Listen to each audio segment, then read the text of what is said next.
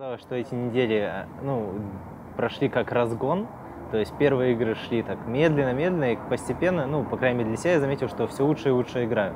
Конечно, на карме там было такое, но в принципе есть ощущение, что игры идут все лучше и лучше.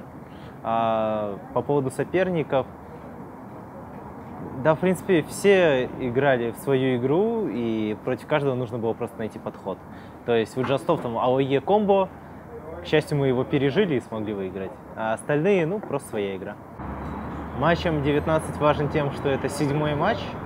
Соответственно, закончить круг без поражения – это довольно хорошо. Но также и выиграть предыдущую команду, зная о том, как они играют, хотя я на это не особо много обращал внимания, так скажем, их именно привычки, потому что старался чаще победить, чем обратить на это внимание. Но будет очень интересно.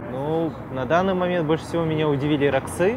Они играли в агрессивную игру, которую от них нельзя было ожидать, потому что все предыдущие годы они играли в пассив. То есть как-то там дотерпеть, перетерпеть, и лейт, тимфайт выиграли. А сейчас они именно старались драться, и у них это даже неплохо получалось. На этом Rift Rivals, как я считаю, принимают участие именно те команды, которым это необходимо. То есть те, которые не должны быть внизу и должны релакснуться, и та команда, которой просто нужен опыт. Соответственно, то, что нас на ней нет, это хорошо, поскольку это Rift Rivals с Турцией. Будет это Rift Rivals с основными регионами, да, это было бы необходимо всем командам. Но поскольку это Rift Rivals с Турцией, то лучше, если вы все уверены, отдохнуть, поскримиться, чем напрягаться лишний раз на этом турнире. Легионерство – это специфическое явление, то есть сложность корейцев, они редко знают хорошо английский, таких очень мало. Сложность европейцев – это сами русские могут знать плохо английский, но если и с тем проблем нет, то в принципе это довольно интересное сочетание, лишь бы европейцы смогли играть в русскую игру. Русская игра – это вроде бы ты играешь в темп, вроде бы все правильно, а тут бац, драка. И вот так вот постоянно. Везде пытаешься найти драку.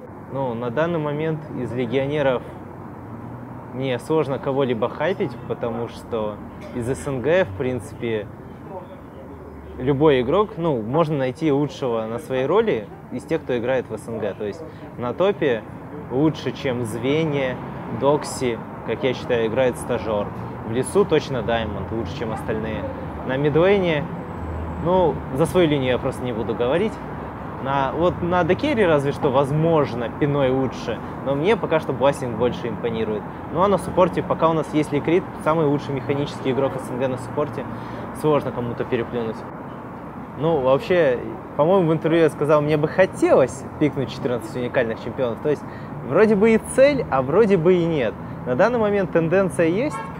Даже уже продумали, каких чемпионов можно взять. То есть, еще их есть около 10. То есть, даже с запасом 2. Потому что это была цель на регулярку. Шансы есть сыграть всеми. Но это сложно. Сам лично я бы, наверное, сыграл на Ниве, я думаю, это получится, но она сейчас около меты, на Зеде. Если вообще по приколу, то на Ясуо, конечно же. И может на еще каком-нибудь чемпионе таком специфическом. На данный момент мета не совсем джангл мид, или, по крайней мере, в нашей команде, когда стажер зовет Даймонда, и у них все получается, я уже зову намного реже. У меня план скорее отстоять, и если там есть какой-то момент, я сообщу ему. А так, когда мы со стажером играли вместе много, то у нас ганги на мид удавались. Но как только мы переставали играть дуо или что-нибудь подобное, то все, сразу же ганги в минус, даблбаф противнику, минус 2 килла на миду, лучше не заходить на мид, все дела. То есть довольно сложно сравнить, и команда играет по-другому, соответственно. Новая система таит в себе и проблемы, и положительные моменты. То есть проще стало получить лишний сид, пробиться чуть дальше. Но сложнее стало добиться минимума, то есть пройти просто на Worlds, потому что нужно победить LCS команду. То есть с одной стороны плюс, с другой минус, но это изменение, оно того стоит. На данный момент СНГ идет немного непривычным для нас путем, то есть нет каких-то 4 доминирующих команд или около того, а те, кто доминировали раньше, просто упали вниз. Это в первую очередь связано с метой и с долго играют друг с другом. То есть пора уже что-то менять. И те команды, которые это делают, они, в принципе, и поднимаются. С одной стороны, это плюс, но с другой стороны, это говорит о том, что как бы постоянства нет постоянного развития, есть скачки какие-то, связанные с новой кровью. И, ну, на примере СКТ это работает, так что я считаю, что это хороший показатель. Ну, у Джастов специфическая ситуация тем, что они не играют по мете.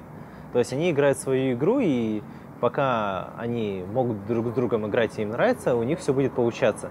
Единственное, не слишком упороться в свою игру, потому что иногда их чемпионы могут оказаться слабее вражеских, и это может сыграть плохую роль. Как говорится, фейкер уже обыгран, он уже умирал, то есть записывать некого. Ну, на данный момент мне больше нравится в их компании, чем предыдущий, потому что в предыдущей команде все были по-своему уникальны, и эта уникальность немного слишком сильно выделяла их, и было сложно, ну, общаться, назовем это так. Сейчас же очень просто общаться. У нас есть и Эдвард, глава армян, и Бластинг, вроде латыш, а вроде нет, и стажер. Ну, тут все в порядке.